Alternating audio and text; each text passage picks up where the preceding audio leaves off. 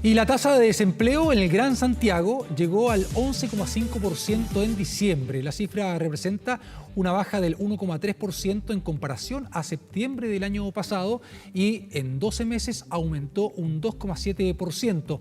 La desocupación femenina alcanzó un 12,8%, mientras que la masculina fue de 10,5%. Analizamos los datos en profundidad junto a Lorena Flores, directora del Centro de Microdatos de la Universidad de Chile. Directora, ¿qué tal? ¿Cómo está? Buenos días. Hola, buenos días, Gustavo. Respecto a esta tasa, ¿no?, de desempleo del 11,5% en comparación al año pasado, hay una variación ahí de cerca de un 26%, si no me equivoco, ¿no?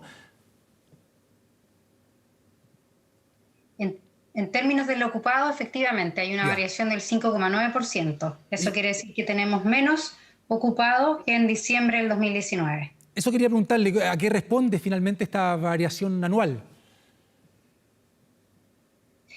A ver, aquí hay que explicar dos cosas.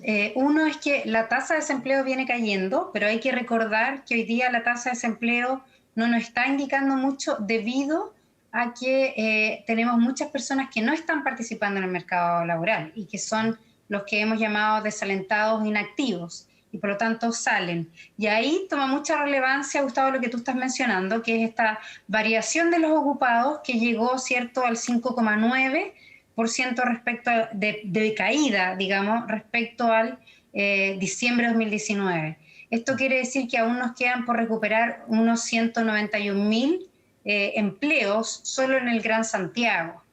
¿Ya? De todas maneras, la parte positiva de esto es que han habido aumentos en la cantidad de personas que están encontrando trabajo, pero eso se ha hecho a una velocidad menor a lo que lo hicimos en el trimestre anterior.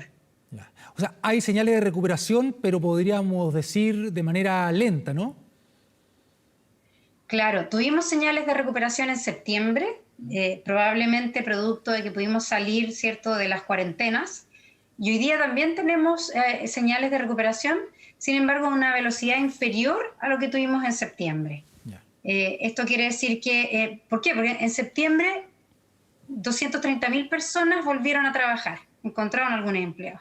En cambio, en esta oportunidad esa cifra llega a los 178.000. Entonces, la velocidad, por así decirlo, de recuperación es un poquito más lenta, pero también podríamos pensar que está impactada, ¿cierto?, por las últimas cuarentenas que ya empezamos a ver en el mes de diciembre. Porque esta es la tercera medición consecutiva en la que se advierte una baja sostenida ahí en la tasa de desocupación, ¿no es así?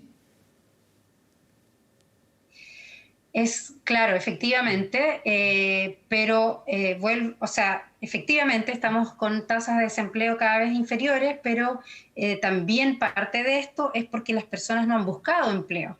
Hay que recordar que en junio estábamos en plena pandemia y por lo tanto nadie podía salir a buscar y eso hizo que muchos se retiraran del mercado laboral y ni siquiera buscaran y por lo tanto no ponen presión sobre la tasa de desempleo.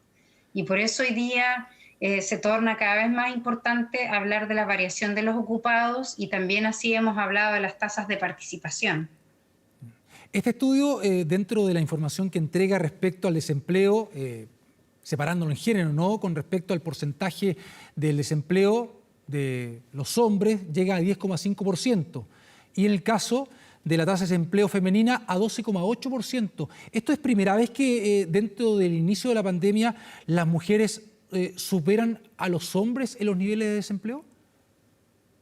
Así es un dato llamativo porque en general las mujeres desde marzo empezaron a retirarse del mercado laboral, a desalentarse, ¿cierto? No buscaron y por lo tanto la tasa de desempleo durante la pandemia de ellas ha sido inferior a la de los hombres, ya producto que no buscan. Sin embargo, que la tasa de desempleo sea superior, en este caso es positivo en el sentido que está aumentando la tasa de participación. De hecho, en términos generales, la tasa de participación se movió muy poco, pero algo se movió en las mujeres. Ahora, ¿cuál es el problema? Es que ellas están saliendo a buscar, sin embargo, están quedando desocupadas, versus los hombres que no están saliendo a buscar más que lo Ya. que lo hicieron en septiembre, pero están encontrando sí más trabajo. Entonces todavía tenemos algunos sesgos ciertos de género en el mercado laboral que nos está demostrando un poco esta tasa de desempleo superior en el caso de las mujeres. Y el análisis por rango etario, podríamos decir que la mayor tasa de desempleo se presenta en los jóvenes, ¿no es así? ¿Cómo explicar también ese porcentaje que se entrega dentro de este informe? Sí, efectivamente, todavía la tasa de desempleo juvenil es bastante alta. Siempre son los jóvenes los que presentan tasas de desempleo altas. Ahora, hay algo importante en particular en esta medición y es que ellos están empezando a participar mucho más del mercado laboral. Es probable, o así nosotros lo estimamos, que están volviendo a las participaciones normales porque se percibe de parte de los jóvenes que el virus no es tan dañino para ellos. Por lo tanto, están saliendo a buscar más empleo y eso le pone presión a la tasa de desempleo. Pero por otro lado, no encuentran trabajo con facilidad porque ellos no tienen suficiente experiencia. Entonces van a buscar empleo y la persona que está del otro lado les pregunta cuánta experiencia tiene o bien cuántos años de egresados tienen y no cuentan con eso. Y por lo tanto, entre contratar a alguien que ya entiende de un trabajo específico, contratar a un joven, siempre se prefiere a alguien con experiencia y por eso los jóvenes tienen y siguen presentando tasas de desempleo mucho más altas. Respecto al periodo anterior también con los independientes, ¿no? Con ese empleo, ¿cómo se ha visto también, cómo ha visto una modificación, la variación respecto a las tasas dentro de ese ámbito? Sí, ahí hay algo bien importante también que explicar, porque en esta pandemia en particular se vieron afectados tanto los que trabajan con contratos, ¿cierto? Y tienen un empleador, que normalmente llamamos asalariados, como así también los trabajadores por cuenta propia, que son los independientes y los empleadores. Normalmente, en las crisis económicas, uno espera que se elimine este trabajo que es más bien formal, el que cotiza, el que tiene un contrato, y muchas veces se traspasan estos a los trabajos independientes, ya a que hago algún pituto o me transformo, ¿cierto? Y pongo alguna mini empresa en la casa y termino siendo un trabajador por cuenta propia o independiente. Sin embargo, en esta pandemia nosotros no observamos eso. La destrucción de empleo fue en todas las magnitudes, tanto para los asalariados, los trabajadores por cuenta propia, los empleadores, incluso los familiares que no reciben remuneración también se vieron afectados. ¿Sí? Y ahora, recién en diciembre, están mostrando algunos signos de que están volviendo. En septiembre también volvieron los trabajadores por cuenta propia y por lo tanto estamos aumentando en algo el empleo también ahí. Ahora, aumentó un poquito más que la proporción, digamos, de independientes un poquito más alta de lo que regularmente es. Regularmente hablamos de un 20, un 21%, y en esta medición fue de un 24%. Entonces, se están generando más empleos independientes que empleos, ¿cierto?, con contrato y cotizaciones pagadas. Ya. ¿Cómo interpretar también, precisamente a propósito de los datos que usted comentaba, el impacto que eso puede tener en la economía, ¿no? Porque de repente, efectivamente, no tengo trabajo, tengo que emprender, tengo que poner un negocio, tanto se ha visto también a propósito de lo que se puede difundir a través de redes sociales, tengo un ingreso, pero no tengo una previsión, no cotizo, y al final me voy quedando en una situación que a largo plazo también puede ser adversa. Claro, lo que tú mencionas, Gustavo, tiene que ver con la informalidad.